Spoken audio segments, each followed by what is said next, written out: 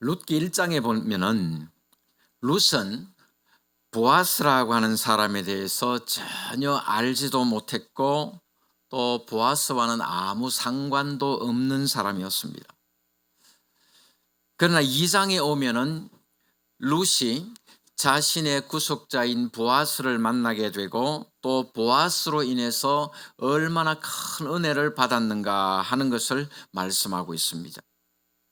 그리고 오늘 3장에서는 큰 은혜를 받은 룻이 보아스에게 자신을 드리고 헌신하는 그런 모습을 보여주고 있습니다. 오늘 본문 앞부분에 보면은 나오미가 자기 며느리 룻에게 어떻게 행동해야 할지를 가르쳐 주고 있는 내용이 기록되어 있고, 그리고 뒷부분에 보면은 룻이 나오미에게 보아스와 만나 가지고 어떤 일이 있었는지를 이야기하고 있습니다. 그러니까 룻이 시어머니의 말씀에 순종해서 자신의 구속자인 보아스에게 자신을 드리고 헌신하는 그러한 모습을 보여주고 있는 것입니다. 나오미는 자신의 문제보다도 자기 며느리 룻에게 더 관심을 보임으로써 며느리를 사랑하는 그런 시어머니의 모습을 보여줍니다. 룻에게 이렇게 말합니다. 내 딸아, 내가 너를 위하여 안식할 곳을 구하여 너를 복되게 하여야 하지 않겠느냐. 내가 너를 위하여 안식할 곳을 구하여. 이 안식할 곳이 어딜까요? 이 안식할 곳이 어딜까요? 남편의 집을 말하는 거예요. 1장 9절에도 보면은 나오미가 며느리들에게 고향으로 돌아가라 그렇게 말하면서 이렇게 말했습니다. 여호와께서 너희에게 허락하사 각기 남편의 집에서 위로를 받게 하시기를 원하노라. 나오미는 어떻게 해서든지 룻이 재혼해가지고 남은 인생은 고생하지 말고 좀 편안하게 살았으면 좋겠다 그런 마음이에요. 그러니까 나오미가 원하는 것은 룻이 재혼해서 행복하게 사는 겁니다.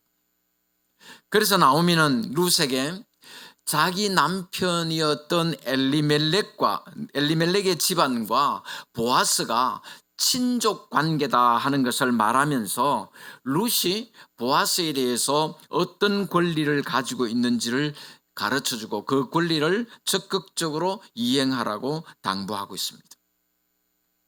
그리고 오늘 본문에서 보아스가 열심히 추수하는 그러한 모습은 예수 그리스도께서 성령을 통해서 추수하는 모습을 보여주는 겁니다.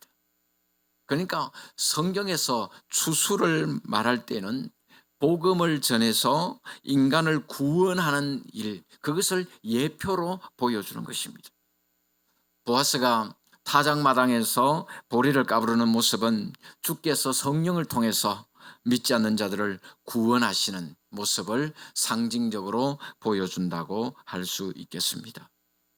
오늘 본문에 보면 나오미는 룻이 어떻게 준비해야 되는가를 가르쳐 줍니다. 3절에 보십시오. 너는 목욕하고 기름을 바르고 의복을 입고 타작마당으로 내려가서. 룻이 보아스의 아내가 되기 위한 몸가짐이 어떠해야 되는가를 설명하는 거예요. 아울러 이 말씀은 교회가 예수 그리스도의 신부로서 신랑 되시는 예수님을 영접하기 위해서 우리 성도들의 몸가짐이 어떠해야 되는가 하는 것을 가르쳐주고 있는 말씀입니다. 오늘 말씀 보면 먼저 뭐라 그랬습니까? 너는 뭐하고? 목욕하고. 신부가 될 사람은 무엇보다도 자신을 깨끗하게 해야 됩니다. 오늘 우리가 예수 그리스도의 신부가 되기 위해서 가장 중요한 게 뭡니까? 깨끗해야 된다는 거예요.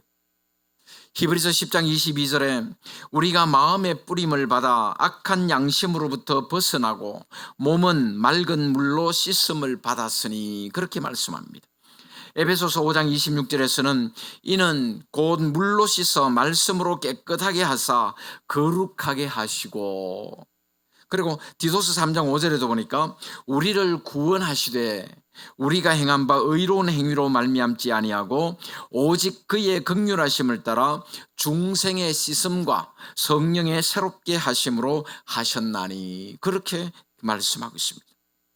우리 성도가 예수 그리스도의 신부가 되기 위해서는 먼저 깨끗해야 된다는 것입니다. 복음의 말씀을 믿어서 중생하고 십자가 앞에 자신의 죄를 회개함으로써 그리스도의 보혈로 정결하게 되는 일이 무엇보다 우선되어야 한다 하는 것을 말씀하고 있습니다. 그렇게 목욕하고 그 다음에는요, 뭐하고? 기름을 바르고, 신부는 기름을 발라서 몸에서 좋은 향기가 나도록 단장해야 됩니다. 신부의 몸에서 땀 냄새 나고 좋지 않은 그런 냄새 난다고 생각해 보십시오. 그런 몸으로 어떻게 신랑에게 다가갈 수 있겠습니까? 신부는 기름을 발라서 향기로운 몸으로 단장해야 되는 거예요. 성경에서 기름은 뭘 상징하죠? 성경에서 기름 그러면 뭘 상징해요? 네? 기름. 기름 부으심 그러잖아. 예, 성령. 예, 성령. 성경 기름은 성령을 상징하는 거예요. 그러니까 루색에 기름을 바르라고 하는 것은 중생한 그리스도인들이 성령 충만해야 된다는 것을 말씀하는 거예요. 구약 시대에는 세 가지 직분에 기름을 부었습니다. 왕, 제사장, 선지자, 그죠? 예, 그렇게 기름을 부어서 그들을 거룩하게 구별하는 임직을 했습니다. 그리스도인들은 성령으로 기름 부음 받음으로 왕 같은 제사장이 되었고 또 복음을 증언하는 선지자가 되었습니다. 룻이 보아스의 신부가 되기 위해서 기름을 바르고 향기로운 몸으로 단장해야 되는 것처럼 예수 그리스도의 신부가 될 성도들도 성령으로 충만해야 된다 하는 것을 말씀하는 거예요. 그렇게 목욕을 하고 기름을 발랐으면 그 다음에는요, 의복을 입고 웨딩드레스 같은 아름다운 신부의 옷으로 단장해야 됩니다. 옷을 입는다 하는 것은 성도의 생활을 의미합니다. 그래서 신부는 몸을 단정하게 해야 될 뿐만 아니라 정숙한 생활을 해야 되는 거예요. 바로 그것이 예수 그리스도로 옷 입는 삶이에요. 로마서 13장 14절에 오직 주 예수 그리스도로 옷 입고 정욕을 위하여 육신의 일을 도모하지 말라, 그렇게 말씀하고 있습니다. 이처럼 신부는 목욕하고 기름을 바르고 의복을 입고 그 다음에 어디로 갑니까? 타작마당으로 내려가야 됩니다. 타작마당은 어떤 곳입니까? 타작마당에 누가 있어요? 제가 있습니까? 왜 저만 쳐다봅니까? 응? 타작마당에 누가 있어요? 보아스가 있잖아요. 보아스에게로 내려가는 거예요. 보아스를 만나기 위해서 타작마당으로 내려갑니다. 그런데 3절 하반절에 보니까 이렇게 말씀합니다. 그 사람이 먹고 마시기를 다 하기까지는 그에게 보이지 말고. 타작마당에 왜 내려갔어요? 보아스를 만나려고 갔잖아요. 그런데 보아스에게 보이지 말라. 언제까지요? 먹고 마시기를 다 하기까지. 그거 언제까지 그러는 말이에요? 도대체 언제까지 보아스에게 보이지 말라는 말입니까? 먹고 마신다는 말씀의 뜻을 이해해야 이 구절을 이해할 수 있습니다. 예수님께서 자신이 십자가에 죽으실 일을 말씀하실 때에 그것을 먹고 마시는 것으로 표현하셨어요. 마태복음 20장 22절에 내가 마시려는 잔을 너희가 마실 수 있느냐?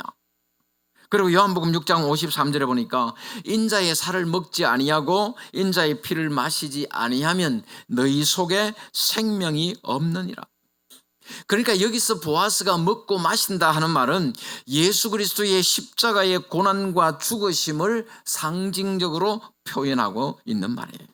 따라서 예수 그리스도의 십자가가 없이는 그 누구도 예수님께 나아갈 수 없다는 겁니다. 구속자를 만나게 되는 것은 오직 구속 사역이 완성된 후에 가능한 것입니다. 그런데 지금은 어떻습니까? 구속 사역이 완성됐습니까? 덜 완성됐습니까? 지금은 완성되었잖아요. 예수 그리스도의 구속이 다 성취되었습니다. 예수님께서 십자가에서 다 이루었다라고 이미 선언하셨어요. 그러므로 지금은 먹고 마시기를 다 할 때까지 기다릴 필요가 있나요? 지금은 먹고 마시고 다 끝났어요. 그러면 기다릴 필요 없는 거예요. 지금은 누구든지 언제든지 예수님 앞에 나가면 예수 그리스도를 영접할 수가 있는 것입니다.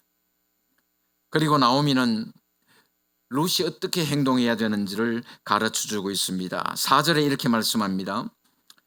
그가 누울 때에 너는 그가 눕는 곳을 알았다가 들어가서 그의 발치 이불을 들고 거기 누우라. 그가 네 할 일을 내게 알게 하리라 하니. 그가 누울 때에 그가 눕는 곳을 알았다가 들어가서 그의 발치 이불을 들고 거기 누워라.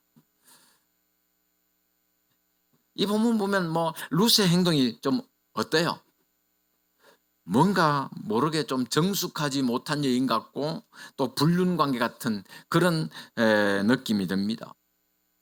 생각해 보세요. 어찌 여인이 남자가 자고 있는 침실에 몰래 들어가 가지고 그 이불 들고 옆에 살짝 누우라. 우리나라 문화에서는 프로포즈를 해도 대체로 남자가 합니까? 여자가 합니까? 누가 했어요?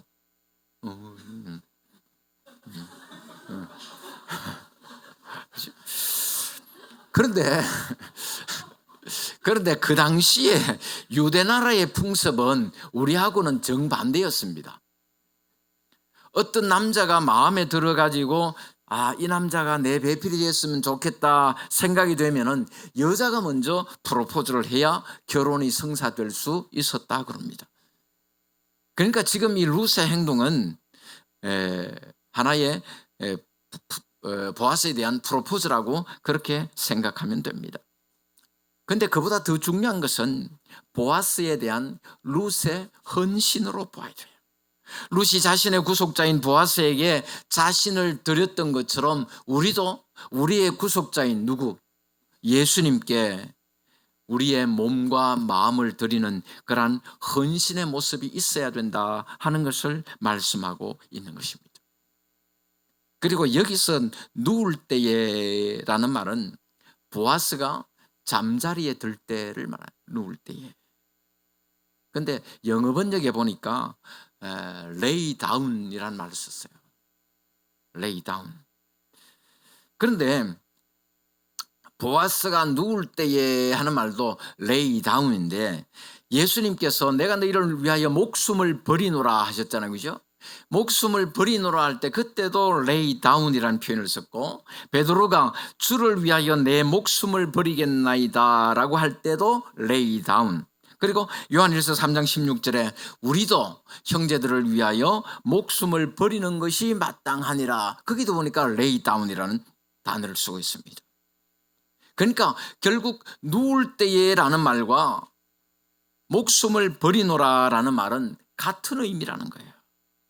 그가 누울 때에 그가 눕는 곳을 알았다가 들어가서 그의 발치 이불을 들고 거기 누우라. 이 말은 예수 그리스도께서 죽으시는 장소, 즉 십자가를 알고 십자가 아래 들어가서 복종할 것을 말씀하고 있는 것입니다. 그렇게 나오미는 룻이 어떻게 행동해야 하는지를 다 가르쳐 주었습니다. 그리고 룻은 보아스에 대한 전적인 헌신의 모습을 보여주었습니다. 룻은 자기 시어머니가 시키는 대로 다 순종했습니다. 보아스가 일하고 있는 타작마당으로 내려간 것은 그리스도의 복음 사역에 동참했다는 의미입니다. 여러분, 신앙생활이 뭡니까? 그것은 하나님의 말씀을 우리의 삶에 적용시키는 생활이에요. 성숙한 그리스도인의 삶은 예수 그리스도께 대한 순종으로 나타나야 되는 것입니다. 7절에 보면은 룻이 보아스에게 가서 그 발치 이불을 들고 거기 누웠더라, 그렇게 기록하고 있는데, 먹고 마시는 고 눕는 것이 예수 그리스도의 고난과 죽음을 상징한다고 한다면은 그 옆에 누운 룻의 모습은 어떤 모습이에요? 예수 그리스도와 함께 죽은 모습입니다. 그리스도와 함께 옛사람이 죽고 그리스도와 함께 새 사람으로 부활하게 되는 중생의 체험을 의미하는 것입니다. 우리는 보아스의 발치 아래에 누워 있는 룻의 모습에서 그리스도와 함께 죽고 그리스도와 함께 살아서 그리스도에게 전적으로 순종하며 헌신하는 성도로서의 삶을 배울 수 있어야 되는 것입니다.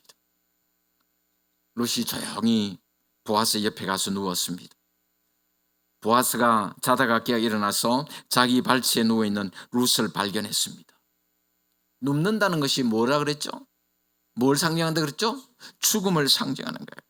그러면 보아스의 곁에 누운 것은 그리스도의 고난에 동참하는 것을 상징하고, 또 보아스가 깨어 일어났다고 하는 것은 그럼 뭘 상징할까요?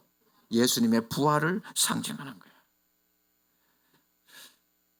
그리고 부활하신 예수님께서는 룻을, 보아스가 깨어 일어나서 룻을 보았던 것처럼 부활하신 예수님께서는 십자가의 고난에 참여한 우리 성도를 보신다는 사실이에요. 예수 그리스도로 말미암아 고난받고 예수 그리스도와 동행하며 살아가는 성도들의 삶을 지켜보고 계시는 것입니다. 그렇게 보아스가 깨어 일어났을 때 룻이 보아스에게 사랑을 고백합니다. 나는 당신의 여종 룻이오니 당신의 옷자락을 펴 당신의 여종을 덮으소서. 이는 당신이 기업을 물을 자가 됨이니이다. 룻은 보아스를 향해서 보아스만이 자신을 구원하고 보아스만이 자신의 벌거벗은 수치를 가려줄 수 있는 유일한 사람이라고 고백하고 있는 것입니다. 오늘 우리도 우리의 유일한 구속자 되시는 주님 앞에 우리의 신앙을 고백하고 주님의 자비와 긍휼을 구할 수 있기를 주님의 이름으로 축복합니다.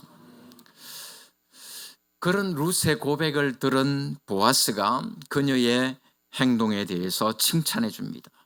내가 베푼 인애가 처음보다 나중이 더하도다. 내가 베푼 인애가 처음보다 나중이 더하다. 무슨 말입니까? 주석가 델리치는 이렇게 해석했습니다. 룻은 남편이 살아있을 동안에도 그를 사랑했지만 남편이 죽은 다음에도 절개를 지켜서 젊은 남자에게 뜻을 두지 아니하고 죽은 남편의 대를 이어줄 생각으로 자신의 기업물을 조건을 지닌 보아스와 결혼을 하려고 한 것은 죽은 남편에 대한 더 큰 사랑이다. 룻은 젊은 여인이었음에도 불구하고 젊은 남자를 찾지 않았습니다. 육신의 정욕과 또 자신의 어떤 행복을 생각했다면 마땅히 젊은 남자를 선택해야 했을 겁니다. 그러나 룻은 젊은 남자를 선택하지 아니하고 오히려 나이 많은 보아스를 선택했습니다. 보아스가 룻을 부를 때 뭐라고 불렀죠? 내 딸아 그랬잖아요. 그죠? 그러니까 뭐 보아스의 나이가 몇 살인지 룻의 나이가 몇 살인지 뭐 그거는 우리가 알 수 없습니다만은 어쨌든 볼 때는 그는 딸뻘이었으니까 딸아 그렇게 불렀지 않겠습니까? 그죠? 그러니까 쉽게 말하면 아버지뻘 되는 사람하고 결혼을 하려고 했던 것은 자신 어떤 육신의 정욕을 쫓아서 자신의 행복을 추구한 것이 아니라 오로지 어떻게 해서든지 죽은 자기 남편의 그 집안의 대를 이어줄 그 생각밖에 없었다는 거예요. 그리고 보아스는 룻이 비록 이방 여인이었지만 그녀의 신분을 보지 아니하고 있는 그대로 그녀를 받아주었습니다. 그런 보아스의 모습에서 우리는 우리의 모습 그대로 받아주시는 예수님의 사랑을 보게 되는 것입니다. 그런 룻의 선택에 대해서 보아스는 룻을 칭찬하면서 그녀에게 확신을 심어주는 말을 합니다. 내가 네 말대로 다 행하겠다. 보아스는 룻이 요구하는 대로 다 들어주겠다고 약속하고 있습니다. 여기서 우리는 우리의 기도를 다 들으시고 응답해 주시는 하나님의 모습을 보게 됩니다. 그리고 보아스는 룻이 현숙한 여인인 것을 성읍 사람들이 다 안다 그랬습니다. 여러분, 남자가 자고 있는 침실에 들어가서 남자의 곁에 눕는 룻의 행동을 보면은 뭔가 좀 정숙하지 못하다는 그런 느낌을 받을 수 있잖아요. 그런데 보아스는 룻이 부정한 여자가 아니라 정숙한 여자라고 하는 사실을 인정해 주고 있는 거예요. 그동안 룻이 그만큼 정숙하고 모범적인 그러한 삶의 모습을 사람들에게 보여주었기 때문인 것입니다.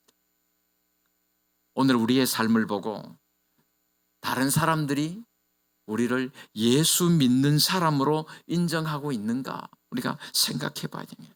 우리가 가는 곳마다 또 우리가 만나는 사람들에게 예수 그리스도의 향기를 바라고 있는가, 내게서 예수 믿는 냄새가 나는가 우리가 생각해 봐야 되는 것입니다. 우리의 삶의 모든 모습들이 다른 사람들 앞에서 예수 믿는 사람으로 인정받을 수 있기를 주님의 이름으로 축복합니다. 그리고 12절부터 15절 말씀 보면은 보아스가 얼마나 책임감이 있는 인물인가 하는 것을 알 수가 있습니다. 보아스는 주어진 상황 속에서 가장 윤리적이고 합법적인 방법으로 행동합니다. 룻의 죽은 남편의 기업을 물으는 문제에 있어서 자신보다 더 가까운 친족이 있다 하는 사실을 알려줍니다. 여러분, 기업 물은다는 게 무슨 의미죠? 기업을 물은다. 우리 지금 보면 룻기 보면 계속 기업 물은 얘기가 나오잖아요. 기업을 물은다는 게 무슨 뜻이라고 그랬습니까?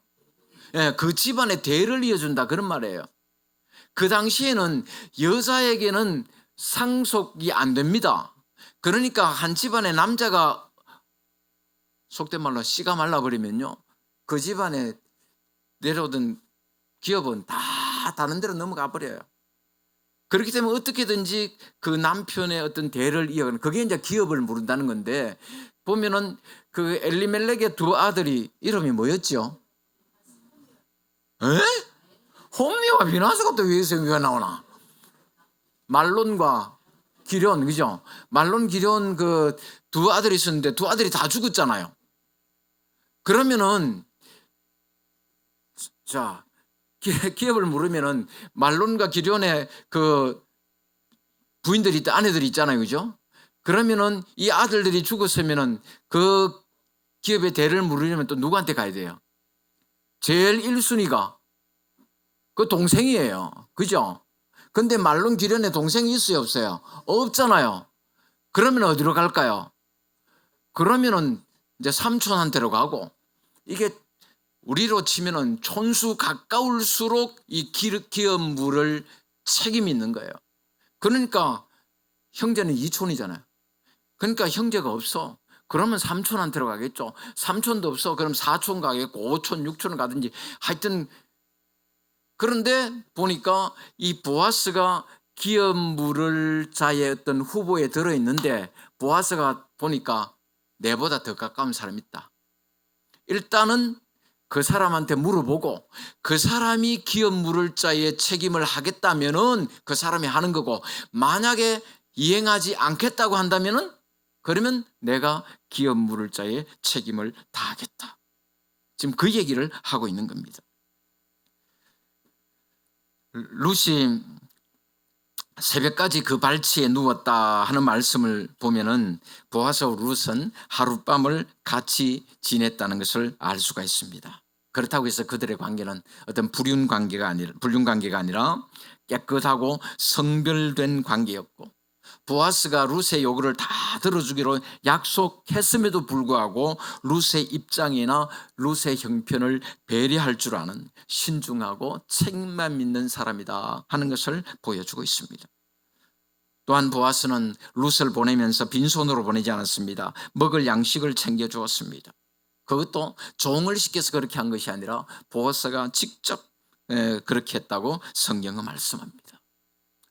보아스의 그런 인격적인 면을 통해서 우리는 늘 우리의 편에 서서 우리의 유익을 도모하시고 우리의 처지를 배려해 주시고 영육간에 우리의 쓸 것을 다 공급해 주시는 은혜로우신 예수 그리스도의 모습을 보게 되는 것입니다. 그리고 16절 17절에 보면은 이제 룻이 돌아와서 시어머니에게 보고합니다. 아마 나오미는 룻이 돌아오기를 아마 밤새 잠도 못 잤을 거예요. 어떻게 됐을까? 아마 노심초사 기다렸을 겁니다. 그래서 룻이 집에 돌아오자마자 룻을 붙들고 묻는 거야. 내 딸아 어떻게 됐냐? 보아스가 네게 어떻게 했냐? 그래서 룻은 상세하게 그날의 일을 설명해 줍니다. 그러한 룻의 모습에서 받은 은혜를 간증하고 나누는 성도의 모습을 보게 됩니다. 내가 어떻게 예수님을 만났고 예수 그리스도께서 가장 보잘것없는 나를 통해서 어떤 일을 하셨는가, 그것을 증언하는 것. 그게 뭐라고요?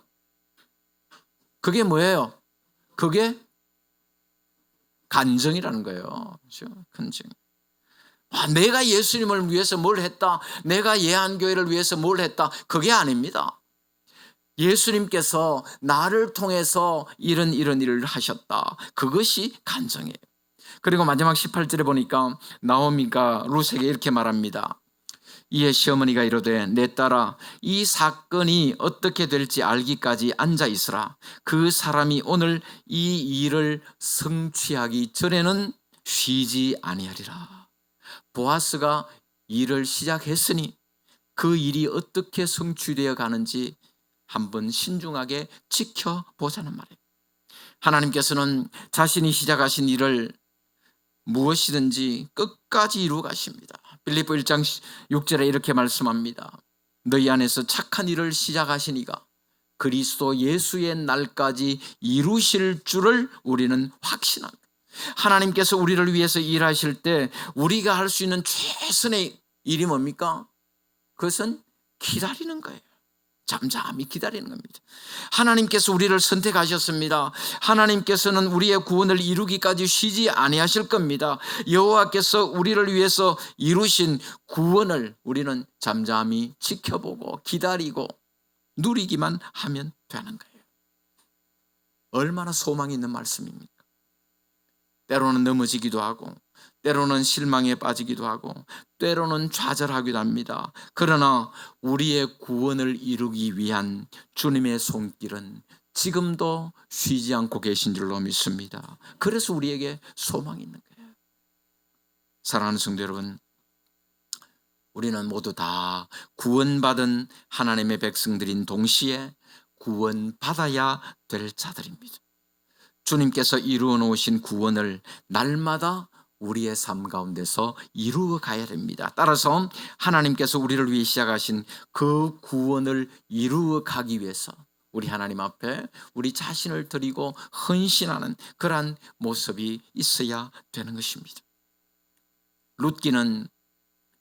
룻이 비록 이방 여인이었지만은 믿음으로 살았더니 하나님이 축복해 주셨다, 그 얘기가 아닙니다. 그런 얘기를 하면은 성경에 기록되어야 될 이유가 없어요.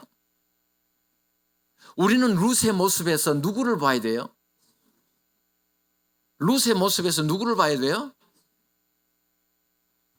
룻의 모습에서 나를 봐야 돼요. 룻의 모습이 내 모습이에요. 그리고 보아스의 모습에서 누구를 봐야 돼요? 우리의 구속자 되시는 예수님을 볼 수 있어야 되는 겁니다. 룻은 자신의 구속자인 보아스에게 전적으로 순종하고 헌신하는 모습을 보여주었습니다. 우리는 우리의 구속자이신 예수님께 어느 정도의 헌신을 보이고 있습니까? 주님은 우리에게 최선의 것을 주셨습니다. 자신의 생명을 우리를 위해서 십자가에 내주셨습니다. 오늘 우리는 주님을 위해서 무엇을 드리고 무엇을 헌신하고 있습니까? 헌신이라고 하는 것은 우리의 관심을 예수님께로 향하는 겁니다. 돈에 두었던 관심을 예수 그리스도에게로 옮기십시오. 세상적인 것에 두었던 우리의 관심을 하나님의 뜻을 분별해서 알고 그 뜻에 순종하기 위한 관심으로 바꾸십시오. 그것이 진정한 헌신입니다. 룻이 자신의 구속자인 보아스에게 자신을 드리며 헌신했듯이 우리의 구속자 되시는 주님을 위해서 우리의 삶을 드릴 수 있는 우리 모든 성도들 다 되시기를 주님의 이름으로 축복합니다.